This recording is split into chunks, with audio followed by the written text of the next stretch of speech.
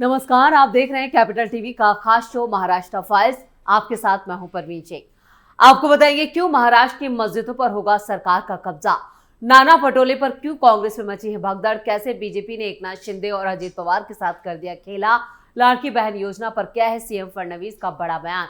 इसके अलावा जानेंगे कौन किसकी बढ़ा रहा है टेंशन, कौन किसे दे रहा है चुनौती। साथ ही आपको इन सभी खबरों से कराएंगे रूबरू। लेकिन तमाम बड़ी खबरों में आगे बढ़ने से पहले एक नजर डालते हैं महाराष्ट्र की टॉप हेडलाइंस पर।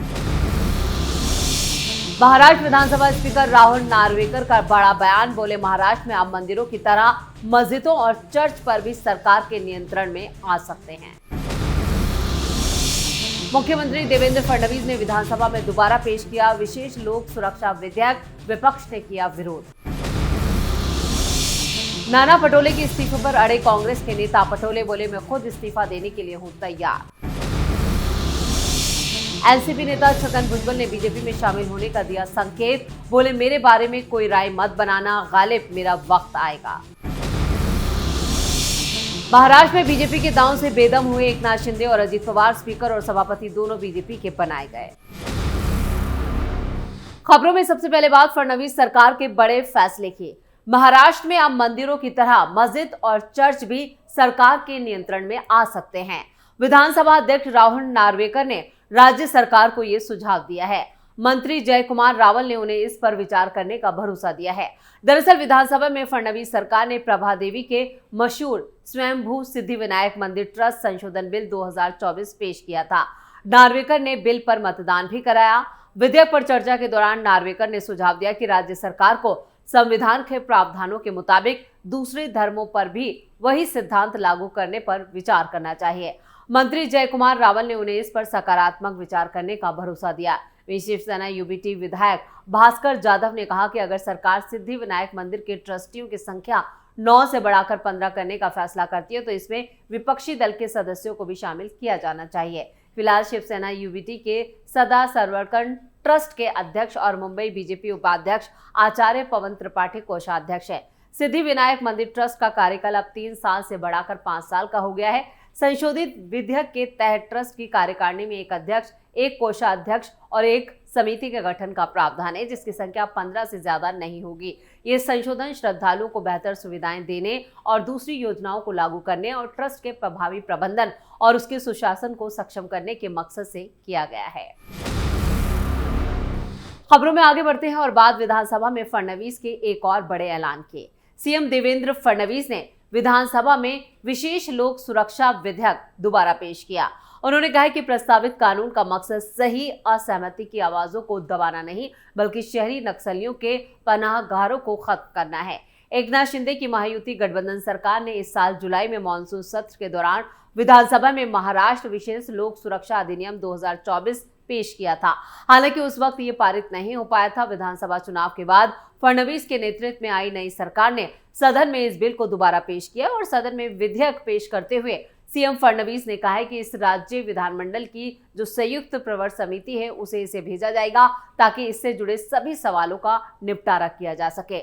उन्होंने कहा कि अगले विधानमंडल के मानसून सत्र में इसे मंजूरी दी जाएगी। फडणवीस ने कहा, नक्सलवाद सिर्फ दूर ग्रामीण इलाकों तक सीमित नहीं है, बल्कि शहरी इलाकों में भी ऐसे संगठन उभर कर सामने आए हैं जो देश और इसकी संस्थाओं के प्रति अविश्वास पैदा करने का काम करते हैं। यहां तक कि महाराष्ट्र में नक्सल विरोधी दस्ते भी शहरी नक्सलियों की गतिविधियों को रोकने के लिए ऐसा कानून चाहते हैं और इस प्रस्तावित कानून का उद्देश्य वास्तविक असहमति की आवाजों को दबाना नहीं, बल्कि शहरी नक्सलियों के ठिकानों को बंद करना है। इस विधेयक के विरोध में कांग्रेस नेता नाना पटोले ने सवाल उठाया। उन्होंने कहा कि जब मौजूदा कानूनों में नक्सलवाद से निपटने के प्रावधान हैं, तो अलग कानून की क्या जरूरत है। जिस पर फडणवीस ने जवाब दिया कि महाराष्ट्र में नक्सलवाद से निपटने के लिए कोई कानून नहीं है। और खबरों में अब बात नाना पटोले पर मचे घमासान की। चुनावों में मिली हार के बाद कांग्रेस प्रदेश अध्यक्ष नाना पटोले को लेकर पार्टी के अंदर ही घमासान छिड़ गया है। प्रदेश कांग्रेस के तमाम नेता उन्हें पार्टी से हटाने को लेकर लामबंद हो चुके हैं। नाना पटोले ने अपने इस्तीफे को लेकर बड़ा बयान दिया। उन्होंने कहा कि उन्होंने अपना इस्तीफा भेज दिया है, जिस पर फैसला आला कमान को करना है। महाराष्ट्र विधानसभा चुनावों में कांग्रेस की अब तक की सबसे बुरी हार के बाद पार्टी ने यह पहले दावा किया था कि कांग्रेस के सीनियर नेता और केंद्रीय संगठन से संगठनात्मक पद की जिम्मेदारी से नाना पटोले को मुक्त कर दिया जाए और उन्होंने भी इस्तीफा भेजा था। हालांकि पटोले ने पिछले हफ्ते साफ किया था कि उन्होंने इस्तीफा नहीं दिया और अफवाहें फैलाई जा रही हैं। ये पूछे जाने पर कि क्या उन्होंने कांग्रेस के राज्य प्रमुख पद से इस्तीफा दे दिया है, तो पटोले ने कहा कि मैंने अपनी इच्छा व्यक्त की है, पार्टी आलाकमान इस पर फैसला करेगा। आपको बता दें कि महाराष्ट्र विधानसभा चुनाव में महाविकास अघाड़ी गठबंधन को बुरी तरह से हार का सामना करना पड़ा, जिसमें कांग्रेस भी शामिल है। कांग्रेस को चुनावों में सिर्फ 17 सीटों पर जीत मिली है, जिसके बाद प्रदेश कांग्रेस में घमासान मचा है, भगदड़ मची है। कई नेता यहां पर टूट चुके हैं, कई नेताओं ने इस्तीफा दे दिया है और यहां पर कई ऐसे नेता हैं जो पार्टी छोड़कर दूसरी पार्टियों में शामिल हो रहे हैं और ज्यादातर कांग्रेस के जो नेता हैं वो बीजेपी में शामिल होने की जुगत लगा रहे हैं। नाना पटोले अगर इस्तीफा देते हैं, खबरें तो ये भी आई हैं कि वो भी बीजेपी का रुख कर सकते हैं, यानी बीजेपी भी लगातार यहाँ पर नाना पटोले के साथ संपर्क में बनी हुई है। खुद यहाँ पर नाना पटोले भी देवेंद्र फडणवीस से मुलाकात कर चुके हैं। ऐसे में अगर उनका इस्तीफा मंजूर होता है तो देखना ये होगा क्या वो बीजेपी में शामिल होते हैं या नहीं। खबरों में आगे बढ़ते हैं। अजीत पवार गुट एनसीपी के नेता छगन भुजबल क्या फिर एक बार अपना सियासी ठिकाना बदलने जा रहे हैं? मंत्रिमंडल में जगह नहीं मिलने से नाराज छगन भुजबल नासिक में हैं, लेकिन उनके बागी तेवरों से राज्य में सियासी पारा चढ़ा हुआ है। राज्य के बड़े ओबीसी नेता की छवि रखने वाले छगन भुजबल सीएम देवेंद्र फडणवीस पर जहां नरम रुख अपनाए हुए हैं, तो वहीं दूसरी तरफ एनसीपी के नेतृत्व पर निशाना साध रहे हैं। उन्होंने कहा कि मेरे बारे में कोई राय मत बना लेना गालिब, मेरा वक्त आएगा। ऐसा माना जा रहा है कि भुजबल कोई बड़ा फैसला ले सकते हैं। वो एनसीपी में खुद की उपेक्षा से नाराज हैं। पहले वो राज्यसभा जाना चाहते थे, तब उन्हें मौका नहीं मिला, फिर उन्हें लोकसभा का टिकट नहीं मिला, अब वो मंत्रिमंडल से बाहर है। ओबीसी नेता छगन भुजबल को कैबिनेट में शामिल नहीं किए जाने से उनके समर्थक भी नाराज हैं। कुछ समर्थकों ने अब सार्वजनिक रूप से बीजेपी में शामिल होने की उनसे अपील की है। इससे राज्य की राजनीति और गर्मा गई। इसमें अब ये चर्चा शुरू हो गई है, क्या वो अजीत पवार का साथ छोड़ेंगे? कयास लगाए जा रहे हैं कि वो बीजेपी में शामिल होंगे। बीजेपी के हवाले से भी ये कहा गया है कि अगर भुजबल बीजेपी में शामिल होते हैं तो हमें निश्चित तौर पर इसका फायदा होगा। वो एक बड़े ओबीसी नेता के साथ आने से इस समुदाय में बीजेपी की पकड़ और मजबूत होगी। बिहार विधानसभा चुनाव भी जल्द आने वाला है। भुजबल की वहां ओबीसी वोटरों के बीच काफी लोकप्रियता है, इसका उन्हें फायदा भी मिल सकता है। जब इस बारे में छगन भुजबल से पूछा गया तो उन्होंने कहा कि मैं उस पुराने जमाने का सिक्का हूं, मुझे फेक ना देना। छगन का यह बयान कि मेरे बारे में कोई राय मत बना लेना गालिब, मेरा वक्त आएगा, अभी वायरल हो रहा है। अखिल भारतीय महात्मा फूले समता परिषद की राज्य स्तरीय बैठक बुधवार को नासिक में हुई, जिसमें उन्होंने बोलते हुए भुजबल ने कहा कि ओबीसी के मुद्दे पर आखिरी सांस तक वो लड़ते रहेंगे। उन्होंने ये संकल्प लिया और इस मौके पर उन्होंने कहा कि मैं मौसम नहीं हूं जो पल में बदल जाऊं, मैं इस जमीन से कहीं और निकल जाऊं। भुजबल के मुख्यमंत्री फडणवीस के साथ काफी करीबी रिश्ते हैं। ऐसे उदाहरण हैं कि फडणवीस ने ओबीसी मुद्दों पर उनसे कई बार सलाह ली है। हालांकि दूसरी तरफ छगन भुजबल की नाराजगी पर अजीत पवार के नजदीकी सुनील तटकरे ने सब कुछ ठीक हो जाने का दावा किया है। तो वहीं जो छगन भुजबल के तेवर हैं वो बता रहे हैं कि वो जल्द कोई बड़ा फैसला लेकर या बीजेपी में वो शामिल होकर एक बार फिर अजीत पवार को जोरदार झटका दे सकते हैं। खबरों में आगे का रुख करते हैं। महाराष्ट्र में बीजेपी अपनी दोनों सहयोगी पार्टियों को कोई खास महत्व नहीं दे रही है।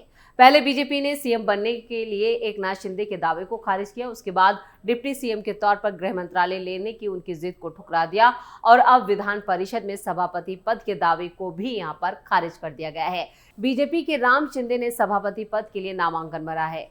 गौरतलब है कि महाराष्ट्र विधान परिषद में सभापति का पद काफी वक्त से खाली है। शिवसेना टूटने के वक्त ही सभापति का पद खाली था और उसके बाद इसे भरा नहीं गया। एकनाथ शिंदे गुट की नीलम गोरे उप सभापति और शिंदे गुट उनको सभापति बनाना चाहता था, लेकिन बीजेपी ने मना कर दिया। गौरतलब है कि मुख्यमंत्री के लिए देवेंद्र फडणवीस का नाम तय होने के साथ ही ये भी तय हो गया कि शिवसेना से बीजेपी में गए राहुल नार्वेकर विधानसभा के स्पीकर होंगे। उसके बाद दोनों सहयोगी पार्टियों की नजर विधान परिषद पर थी, लेकिन बीजेपी ने वहां भी अपना सभापति बनाने का फैसला किया। अब कहा जा रहा है कि राज्य सरकार विपक्षी पार्टियों को उपाध्यक्ष या उप सभापति का पद देने की परंपरा का पालन नहीं करेगी। संभव है कि एकनाथ शिंदे और अजीत पवार को उपाध्यक्ष और उप सभापति का पद मिल जाए। असल में भाजपा को पता है कि महाराष्ट्र में प्रादेशिक पार्टियों के एक रहने की गारंटी कोई नहीं कर सकता।